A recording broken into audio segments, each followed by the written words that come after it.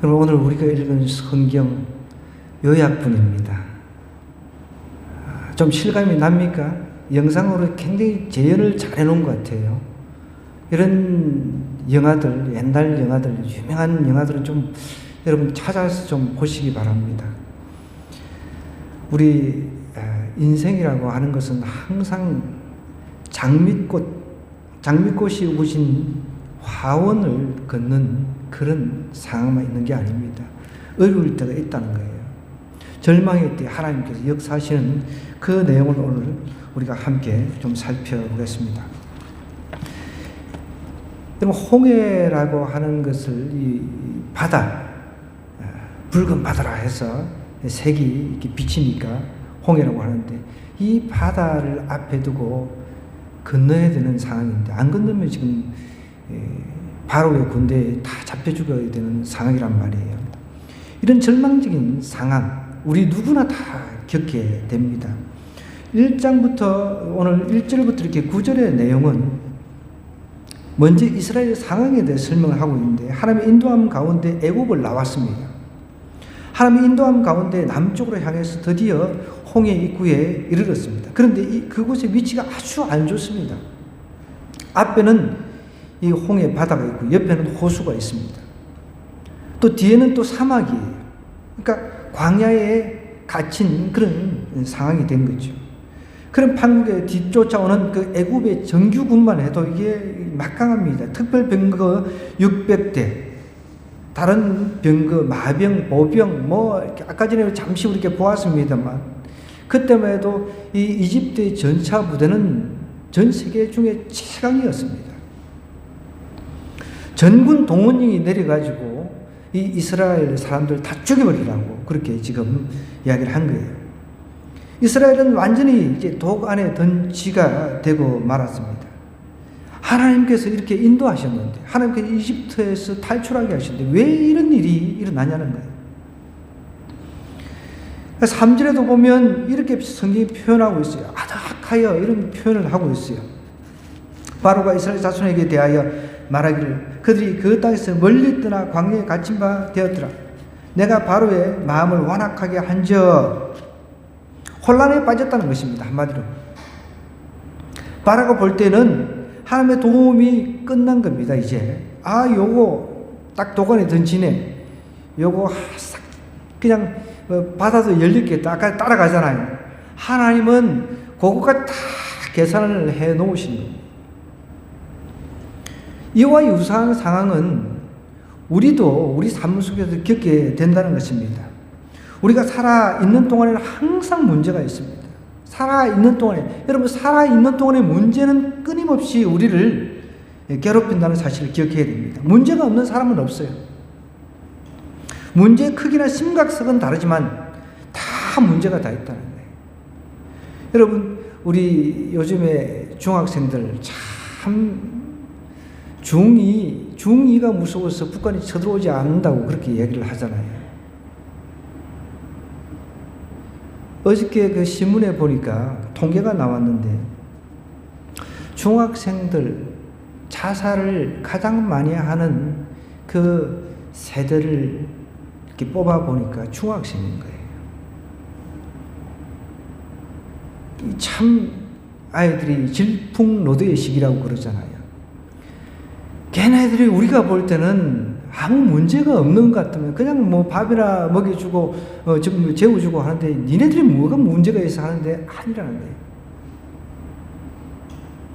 걔네들한테 물어보십시오. 자기들 문제 참 많습니다. 하나님의 뜻대로 살면 모든 게 잘 되고 만사 형통해야 될 것이 아니냐고 생각하는 사람이 있습니다. 이스라엘 경우는 어떻습니까? 자기들 마음대로 온 게 아니잖아요. 하나님의 인도대로 왔는데 지금 이제 도관에 든 쥐가 되어버렸습니다. 사면초가에 빠져버렸다는 것이죠. 너무나 절망적인 상황에 처해버리고 말았습니다. 어째 이런 일이? 그런데 하나님은, 이런 상황을 만드신 하나님은 하나님의 영광을 드러내시기 위해서 이런 상황을 연출하셨다는 거예요. 그래서 여러분, 절망의 때, 우리 삶 속에 절망의 때는 하나님을 만나야 되는 때라는 거예요. 하나님께서 역사하시는 때라는 사실을 기억해야 돼요. 어떤 사람은 이렇게 생각합니다. 하나님은 어떻게 이렇게 이기시키냐고. 나를 못 살게 이렇게 구시냐고. 이렇게 이야기하는 사람들도 있어요. 그런데 하나님은 정말 자녀를 갖다가 못 살게 구시는 그런 분이실까요? 절대 그렇지 않습니다. 하나님께서 이렇게 하시는 데는 다 이유가 있다는 거예요. 그래서 우리는 절망의 때, 내한테 감당할 수 없는 시험이 다가왔을 때는 하나님께서 일하시는 때라는 것을 기억을 해야 된다는 거예요. 하나님은 하나님의 영광을 받으시길 원하세요. 우리가 고난 당하기도 하지만 오히려 그 고난이 하나님께 영광이 되는 순간이 온다는 것입니다. 하나님께서 고난을 주시는 이유는 한편으로는 하나님의 영광이지만 그것은 동시에 우리에게도 큰 영광의 순간이고 유익의 순간을 사실 기억해야 됩니다. 자, 그러면 이 절망적인 순간이 올 때 우리는 반응을 어떻게 해야 되는지 오늘 본문으로 한번 가보십시다. 오늘 10절부터 한번 읽어볼게요. 10절부터 14절 말씀입니다. 같이 한번 보겠습니다. 바로가 가까이 올 때에 이스라엘 자손이 눈을 들어 본 적 애굽 사람들이 자기들 뒤에 이른지라. 이스라엘 자손이 심히 두려워하여 여호와께 부르짖고, 여기서 여러분 여호와께 부르짖다라고 하는 이 부르짖음은 원어상으로 보면 믿음의 부르짖음이 아니에요. 하나님 도와주세요. 막 믿습니다. 하나님께서 이 어려움에서 구해주실 걸 믿습니다. 막 이렇게 부르짖는 부르짖음이 아니라는 거예요. 심히 두려워하여 여호와께 부르짖고, 그들이 또 모세에게 이르되 애굽에 매장지가 없어서 바로 나오잖아요. 믿음의 부르짖음이라고 한다면 이런 말이 나올 수가 없죠. 애굽에 매장지가 없어서 당신이 우리를 이끌어내어 이 광야에서 죽지 않느냐? 어찌하여 당신이 우리를 애굽에서 이끌어내어 우리에게 이같이 하느냐? 여러분, 이 일 전에 10가지 재앙이 있었습니다. 하나님의 역사를 친히 이스라엘 백성들이 경험을 했단 말이에요. 홍해가 앞에 가로막고 있고 이제 뒤에서 추격해오는 이집트 병사들 보면서 요렇게 돌변해요. 요렇게 12절에 볼까요? 우리가 애굽에서 당신이 이런 말이 이것이 아니냐? 이렇게 우리를 그냥 내버려 두라. 우리가 애굽 사람을 섬길 것이라 하지 아니하더냐? 애굽 사람을 섬기는 것이 광야에서 죽는 것보다 낫다. 차라리 종이 낫다. 죽는 것보다 종이 그냥 되어서 살아가는 게 낫다라고 이렇게 아주 종의 기질을 가지고 이렇게 이야기를 하고 있는 거예요. 여러분, 종하고 하나님의 자녀는 천지 차이입니다. 그걸 아셔야 돼요.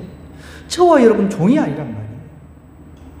종은 주인이 시키는 일만 해야 돼요. 안 그러면은 그냥 죽임을 당하거나 추방을 당하거나 주인이 생사 여탈권, 그러니까 죽이고 살리고 할 수 있는 그런 권한을 가지고 있었으니까요. 그때는 이스라엘 백성들 하나님의 자녀로서 이 사람들을 구출해 내려고 구원해 내려고 하는데 오히려 종의 기질을 가지고 하나님 앞에 불평하고 원망하고 있다는 거예요. 우리의 모습인 거예요. 볼까요? 13절에 보면은 모세가 백성에 이르되 너희는 두려워하지 말라. 가만히 서서 여호와께서 오늘 너희를 위하여 행하시는 구원을 보라. 너희가 오늘 본 애굽 사람을 영원히 다시 보지 아니하리라. 여호와께서 너희를 위하여 싸우시니 너희는 가만히 있을지어다 하면서 모세는 이스라엘 백성들과 아주 상반된 모습을 보여주고 있습니다. 여호와께서 오늘 너희에게 행하시는 구원을 보라 라고 이야기를 하고 있습니다. 여기서 말하는 여러분 구원이라고 하는 것은 우리가 신약에서 우리 죄를 위해서 십자가를 지시고 돌아가 죽으신 그 예수 그리스도를 말하는 겁니다. 어원이 같아요. 여기서 말하는 이 구원이라고 하는 이 원어의 뜻은 그런 뜻이 있다는 거예요. 자기 백성을 죄에서 구원할 자, 예수 그리스도가 우리를 죄에서 구원하셨잖아요. 하나님은 이런 종된 이스라엘 백성들을 그 죄 가운데 살던 그 백성들을 구원하기를 원하시는 분이세요. 우리를 어려움에 몰아넣으신 것은 일시적으로 우리를 갖다가 훈련시켜서 우리를 하나님의 도구로 사용하기 위해서 일시적인 어려움에 잠깐 집어넣으신 거란 말이에요. 그러면서 하나님께서 영광을 받으시고 우리도 영광을 받게 하려는 하나님의 의도가 있는데, 우리는 작은 것 하나 가지고 조금만 뭐 하면 그냥 뭐 하나님 앞에 불평하고 원망하고 하나님 앞에 시비를 건다는 거예요. 이 이스라엘 백성이나 우리는 무슨 차이냐? 그런데 모세는 가만히 있어라. 가만히 섰어. 여기서 가만히 서서라고 하는 것은, 여러분, 두려운 상태에 두려워하지 말고 굳게 일어나라, 이런 뜻이 있습니다. 지금 두려운 상태에서 굳게 일어나가지고 견고하게 일어서서 하나님께서 어떻게 행하시는지 이 상황을 한번 보라는 거예요. 여기서 지금 할 수 있는 게, 이스라엘 백성 입장에서 할 수 있는 게 아무것도 없잖아요. 도망갈 수 있는 환경도 안 되고, 바다가 앞에 있고요. 그렇다고 뭐 전차가 있어가지고 빨리 뭐 옆으로 도망을 갈 수 있는 것도 아니고, 뒤에는 이 정규군이 전차를 타고 와가지고 추격해가지고 지금 다 오고 있지만, 그런데 하나님께서는 그 가운데서도 아슬아슬하게 잡히지 않도록 구름 기둥, 불 기둥으로 지키고 계신다는 거예요. 기가 막힌 하나님이세요.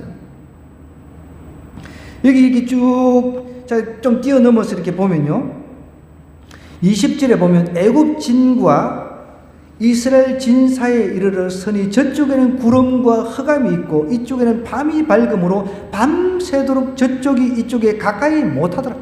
하나님께서 아무리 이스라엘 백성하고 지금 이집트 군대하고 가까울지라도 하나님께서 딱 막으시니까 접근 자체를 못한다는 거예요.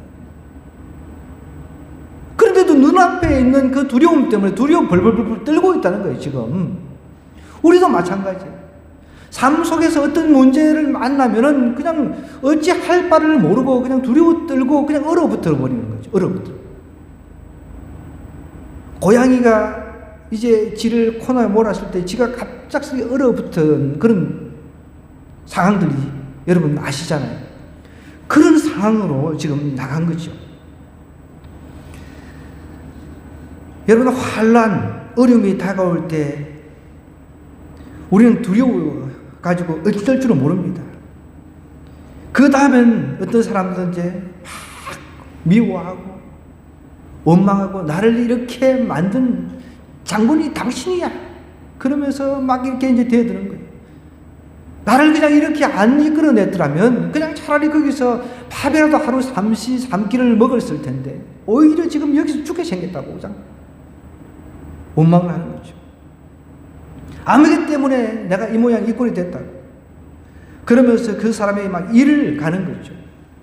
죽이고 싶도 미운 거예요. 이 모세가 지금 이 상태에서 자기를 살리려고 하나님의 인도함을 받고 명령대로 수행하는 모세를 이제 막 달달달 볶는 거죠. 모세 당신 때문이야. 이제 모세를 거슬러 올라가면 하나님이 있잖아요. 그 배 위에. 아예 그 사람이 그냥 없어졌으면 이렇게 우리가 고난 당하지 않았을 텐데 이런단 말이에요. 여러분, 그렇지만 우리가 기억하십시다. 우리의 연약함 때문에 일시적으로 원망하고 미워할 수는 있습니다. 그렇다고 해서 해결되는 것은 아무것도 없어요. 누구 원망을 해보세요, 여러분. 누구 미워해보세요. 나를 이렇게 만든 사람이 당신이야, 당신이야. 그렇게 한다 해서 문제 해결이 되냐는 거예요. 오히려 상황은 더 악화될 뿐이죠. 고난 태풍이 몰아닥칠 때 원망하고 불평하는 것은 아무 도움이 안 된다는 거예요. 모세의 반응을 한 번 더 보십시다. 자세하게. 백성들과 달리 어떻게 했습니까? 모세는요, 두려워하지 말라. 어떤 목사님이 감옥에 갇혀가지고 성경을 읽을 게 없으니까 성경을 읽으면서 두려워하지 말라라는 그 단어가 무려 365번이 있었다는 것을 저도 그렇게 세보지는 않았습니다. 그만큼 성경을 분명히 두려워하지 말라는 단어가 분명히 많이 나오는 건 사실이에요. 하나님은 우리에게 두려워하지 말라고 그랬어요. 두려워하는 마음은 이거는 하나님이 주시는 마음이 아니라 사단이 주는 거란 말이에요. 오히려 가만히 서서 하나님의 솜씨를 보라는 거예요. 하나님의 솜씨. 왜? 하나님께서 싸우신다는 거예요. 머리털, 하나님의 자녀들 머리털 손끝 하나도 터치 안 되도록, 만지지 못하도록 하나님께 지키신다는 거예요. 우리가 할 것은 아무것도 없다는 거예요. 오늘 이후로 애국 군대들은 이제 다시 못 볼 것이다. 그렇게 선포를 하는 것입니다. 어려움이 올 때, 절망의 때가 올 때 우리도 이렇게 돼야 됩니다. 먼저 두려워하지 말아야 됩니다. 위기가 닥쳐올 때 우리의 첫 반응은 어떻게 사나 막 이러잖아요. 내 처자식은 어떻게 하며? 두려움에 휩싸이게 되면 생각을 바로 못하는 거예요. 자꾸 실수를 연발합니다. 그러면 일이 막 꼬이게 되는 겁니다. 그렇기 때문에 절망이 올 때 먼저 두려워하지 말아야 된다는 것이죠. 이제 이 두려움을 그러면 어떻게 해야 되냐는 거예요. 이 두려움은 하나님 앞에 맡기라라고 얘기를 하는 거예요. 약간의 어려움은 우리 스스로 이렇게 해결해서 헤쳐나갈 수가 있단 말이에요. 지금 이스라엘 백성들이 닥친 이 어려움은 자기 스스로 해결할 수 있는 문제인가요? 절대 자기 스스로 해결할 수 있는 문제가 아니죠. 그때는 포기를 하고 하나님께 맡겨야 됩니다. 맡기는 것은 간단합니다. 그냥 전부 더 깊이 있게 하나님의 말씀 붙들고 기도하고 하나님과 기도를 통해 교제하면 되는 거예요. 내가 할 수 없으니까 하나님 도와달라. 나는 할 수 없어요. 내 능력으로 이 문제 해결할 수 없습니다. 그렇게 기도합니다. 여러분, 저도 신학교 1학년 1학기 이제 맞을 때쯤, 물론 신학교 들어가서 학비도 겨우 냈지만 이제 두 번째 학기 때부터는 내 이제 동생이 기업 영농을 했기 때문에 컴퓨터 시스템, 그때 당시 20년도 훨씬 전의 일입니다. 그때 당시 기업 영농 후계자로 굉장히 잘 나갔습니다. 나라에서 아예 지원을 받아가지고 컴퓨터 시스템화 시켜가지고 비닐하우스를 재배를 했습니다. 방울토마토를 재배를 해가지고 일본에 수출하고 하는 그런 기업 영농이었습니다. 그래서 이제 다음 학기 때부터는 내가 이제 동생의 도움을 좀 받을 것이다, 이런 막연한 기대를 가지고 제가 신문 배달하면서 거의 한 8년 동안 신문 배달하면서 공부를 했는데 거기서 정말 한 달에 한 80만 원을 제가 모았어요. 꽤 많이 모았죠, 여러분. 그때 당시만 해도 큰 돈이었습니다. 먹고 자고 하면서 악착같이 그래도 모아가지고 그 돈 한 300, 400 정도 됐던 것 같아요. 그거를 동생한테 그 종업원들 월급도 주고 급한 불을 끄고 잘 되면 내 학비 좀 네가 도와다오. 그런데 그 동생이 죽어버린 거예요. 제 입장에서는 정말 절망의 순간이죠. 아이, 당장 이제 다음 학기 학비도 이제 내야 될 상황인데, 아유, 이제 신학교 보고 그만둬야 되겠다. 장례식에서 그 생각하고 있는데 장례식에서 전화를 받은 거예요. 사회생활 하면서 만난 동생이 자기 주식을 정리를 해가지고, 형, 내가 형 학비 다 되겠다고 그렇게 전화가 온 겁니다. 절망의 때 도저히 내가 할 수 없을 그 순간에, 아무것도 할 수 없는 그 순간에 나는 이제 어떻게 해야 되나, 그 순간에 하나님께서 그런 방법을 통해서 제 문제를 해결해 주시더라는 거예요. 여러분, 우리는 이 절망의 때에 반드시 하나님께서 일하시는 때라는 걸 꼭 기억했으면 좋겠습니다. 그런 경험이 많으면 많을수록 하나님을 신뢰하는 신뢰도가 더 커지겠죠. 그런 경험들이 없으니까 계속 하나님은 절망의 순간에서 과연 내 아들, 딸들이 믿음의 모습을 보이는 걸 보기 원하신다는 거예요. 그것을 하나님 앞에 드러내지 못하면 계속 그런 순간을 계속 주는 거예요. 여러분, 이해가 되시나요? 하나님은 그냥 수시로 시험치기를 원하시는 그런 분이 아니시라는 거예요. 때가 되면 시험에서 패스하시고 그냥 하나님께서 주시기를 원하는 복을 주시기를 원하신단 말이에요. 그런데 우리가 그 복을 간직할 수 없는 때가 있단 말이에요.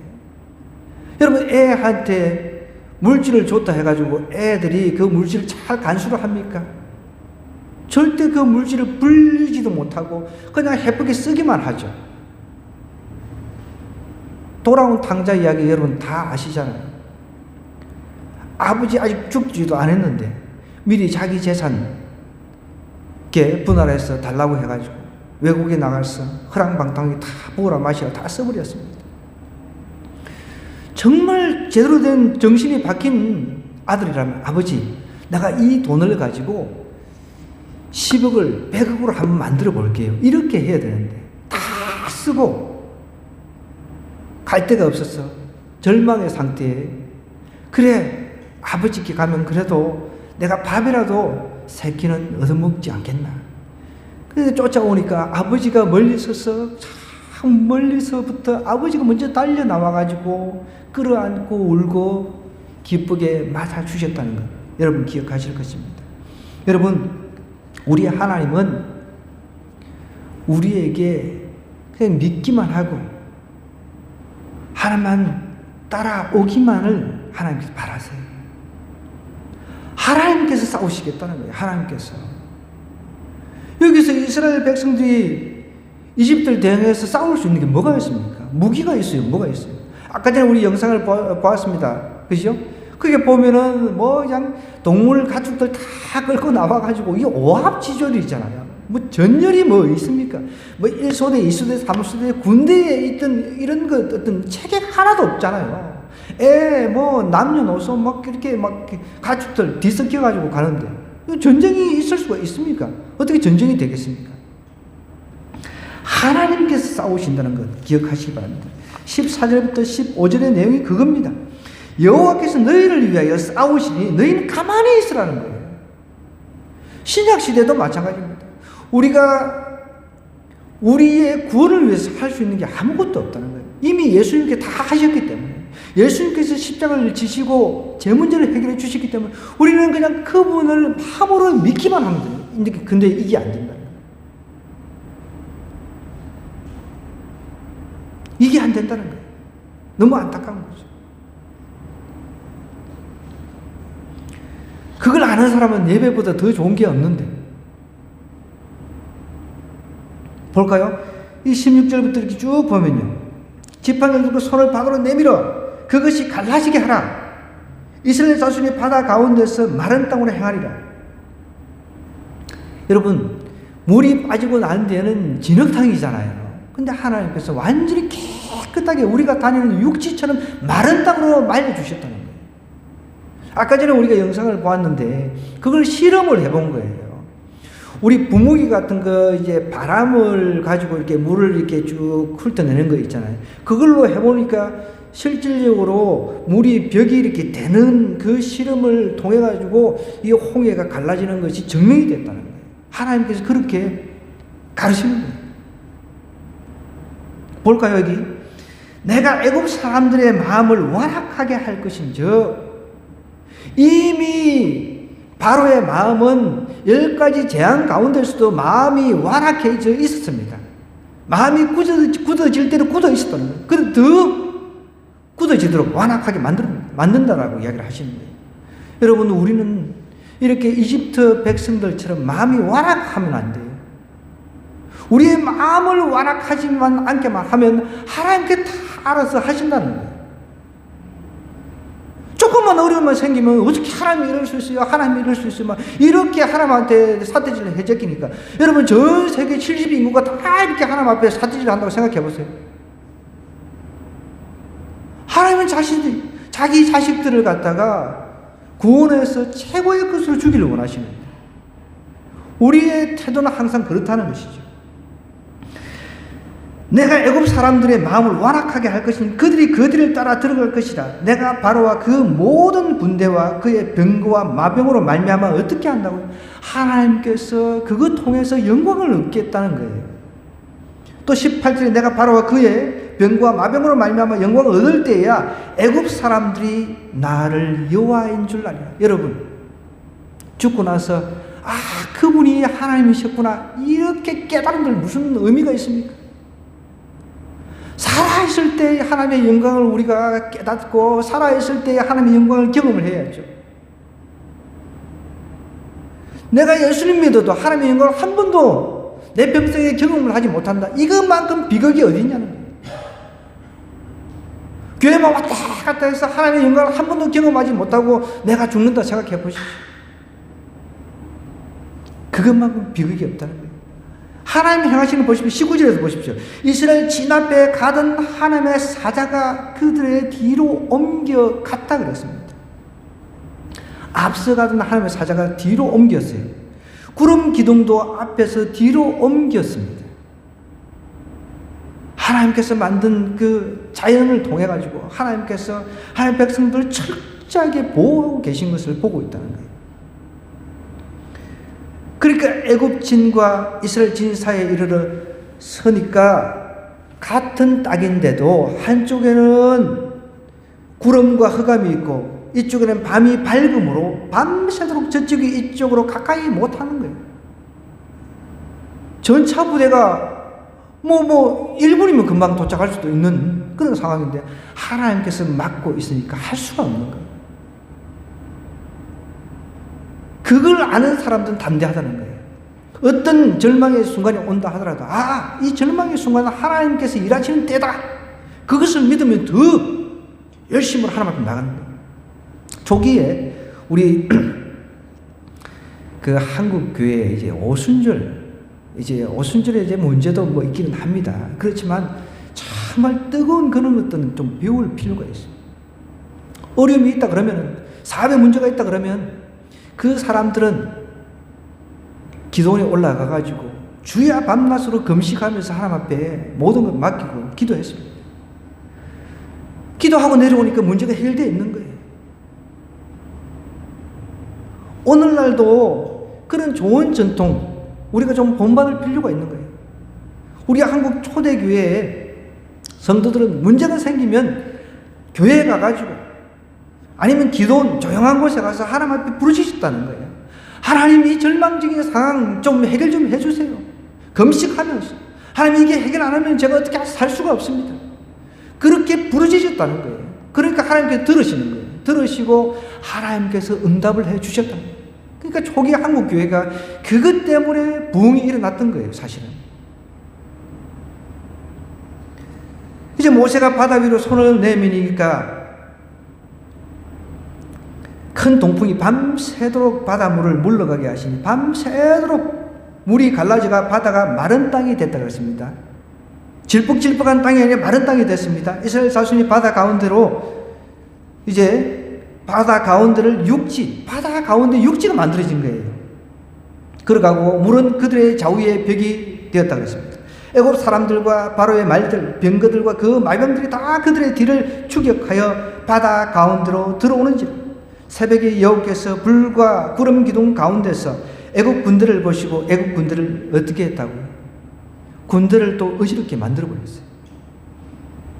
이런 분이 하나님이세요. 그들의 병거 바퀴를 벗겨가지고 멀쩡한 병거 바퀴가 벗겨진 거예요. 달 수가 없는 거예요. 타이어가 펑크가 나서 예를 들었어요. 탈 수가 없잖아요. 제가 타이어 펑크 난 차를 한번 운전을 해봤거든요. 제가 예전에 대리를 하는데 아니 이 차가 이상한 거예요.